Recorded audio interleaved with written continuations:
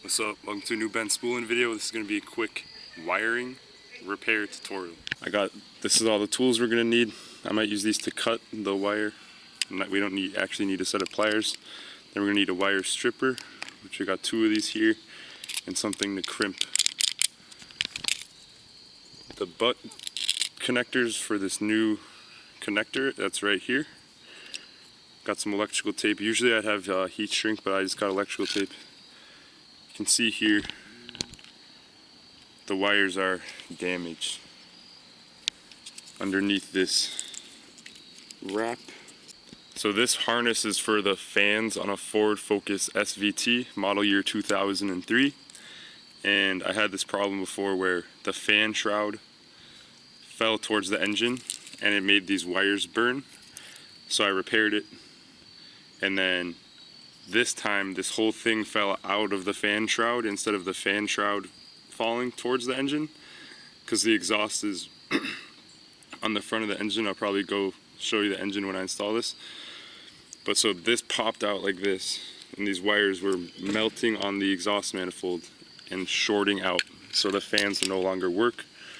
This also takes out the relay, so we're replacing the relay. It's like a $35 relay, mad annoying.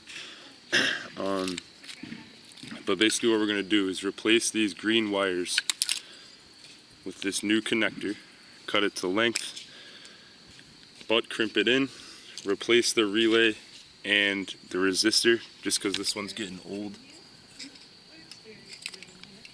And this car should be working again, but the main problem, and what we're going to do here, is reattach a new connector so these damaged wires are no longer a problem. First thing you notice is that this connector is much longer than this is, so it's going to take some trimming. I'm going to leave a little bit of extra just in case there's problems and I have to do it again. I'd rather have a little bit more than a little bit less. So the idea is to leave as much usable wire on this harness as you can. So I'm going to cut it as close to here as possible, while still, as close as possible. So it's going to be right about here. We've still got a couple inches of wire on the left of the damage, and let's go for it.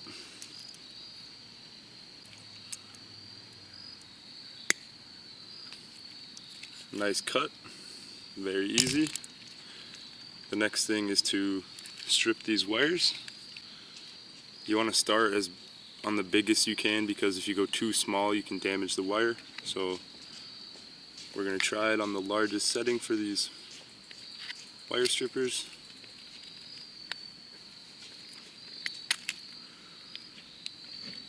There's one. Should be long enough, might go a little bit more, but it should be fine.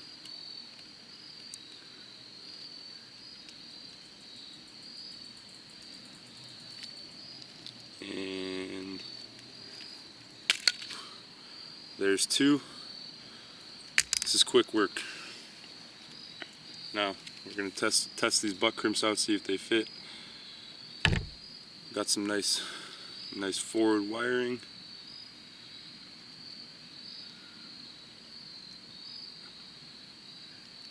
That's going to be perfect, and same with this one. I'm going to remove some of this tape just because it's giving me a little difficulties. Again, you want to make sure these 2 wires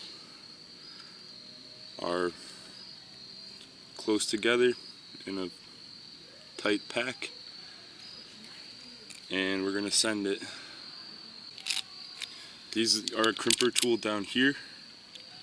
It goes from red, blue to yellow, I believe. Red would be this one, blue would be this one, yellow is this one. I like to do yellow or blue actually, and then the smaller one, just to make sure, because it seems like it works better if you actually really crush it instead of just giving it that little indent. So I like to use the yellow or the blue and then the red.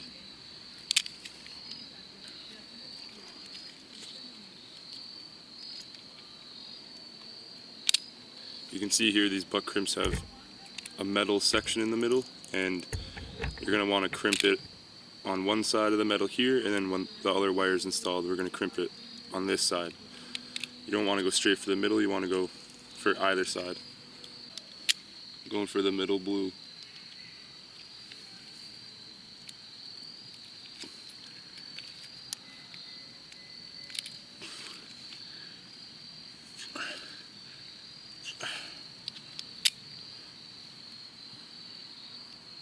We got one down. I'm going to go for the extra tight.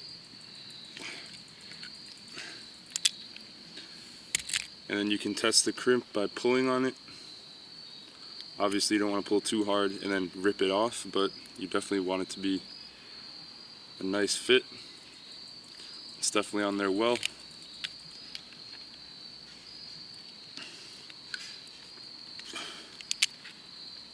Really can't be too tight on the crimps, so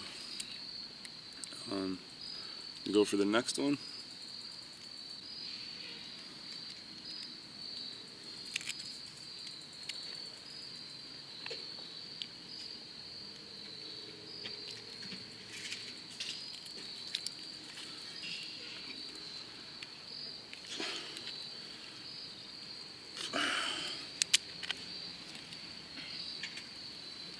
Looks pretty good.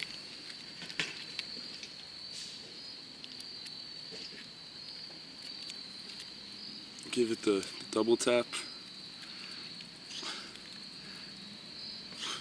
As you can see, you can use these to also cut wire. You don't want to put it there, obviously, so you just cut the crimp in half.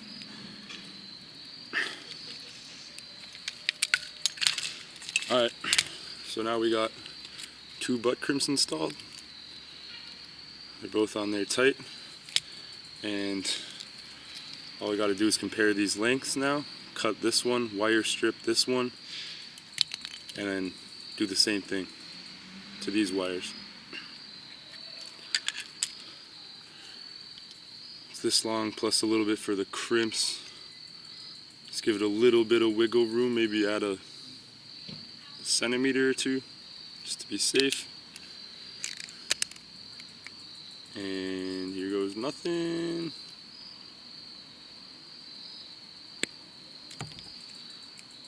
Shortened our connector.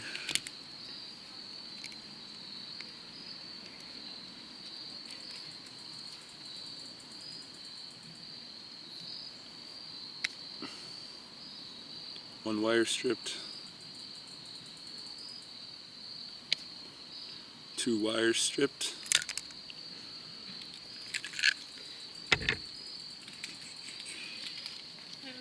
Chilling, making a YouTube video. Really? Yeah.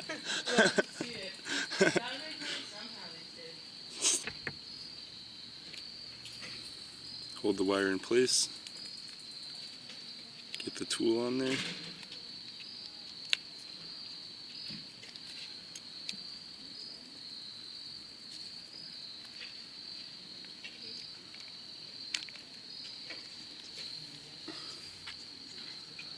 It's a little bit harder when you're doing these because you have to hold it steady.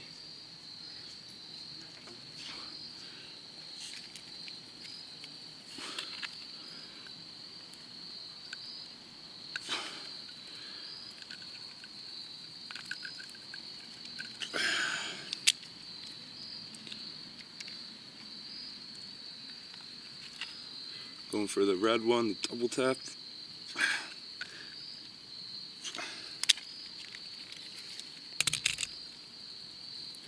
That one feels good.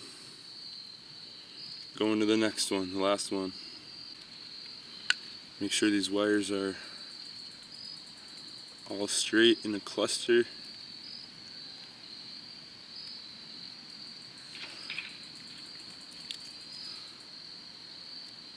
Also, for this car, it doesn't matter which one's power and ground, because the circuit doesn't care as long as it's connected.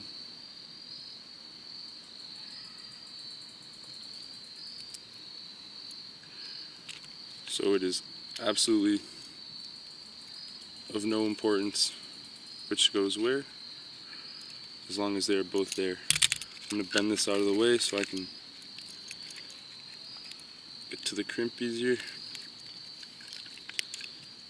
Spread these a little bit. Just grab it, make sure it's in there all the way, and let it rip.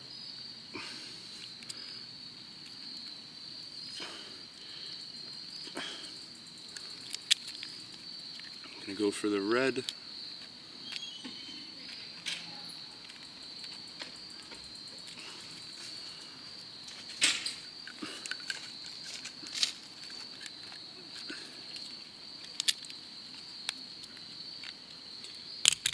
And there we are. A whole new connector on there.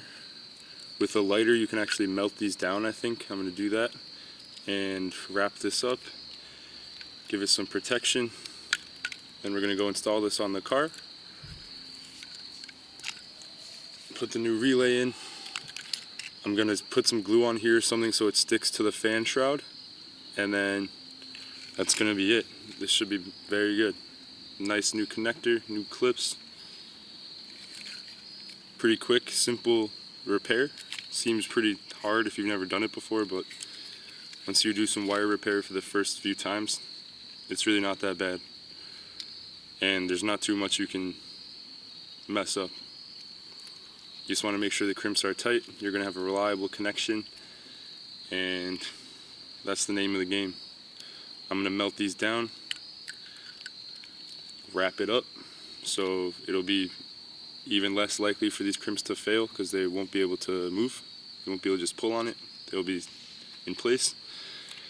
And then we're going to install this new resistor, like I just said, and go verify that the car actually will turn the fans back on after all is said and done.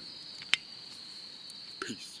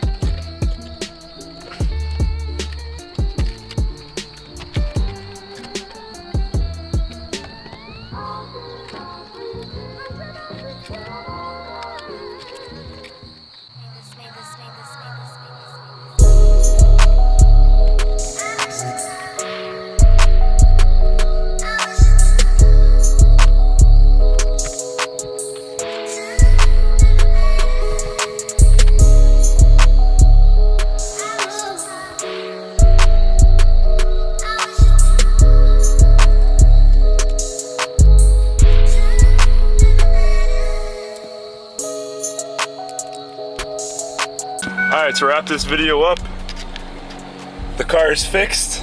The temps stay right in the middle as they should.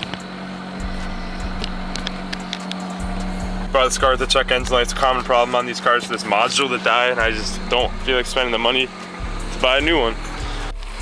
Alright, so this car works now. The fans are good. I gotta snip this zip tie, but you can see we got one fan connected, two fans connected.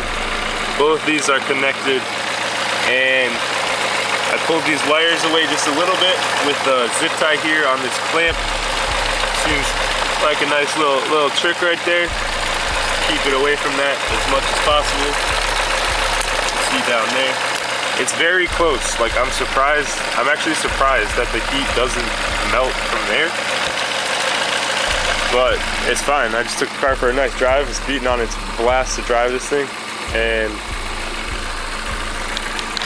besides replacing the resistor and the wires, I replaced this relay, and it also will blow a 30 amp fuse here and this 50 amp fuse. So 2 maxi fuses and a relay, plus the wiring repair and a resistor. And this car is good to go.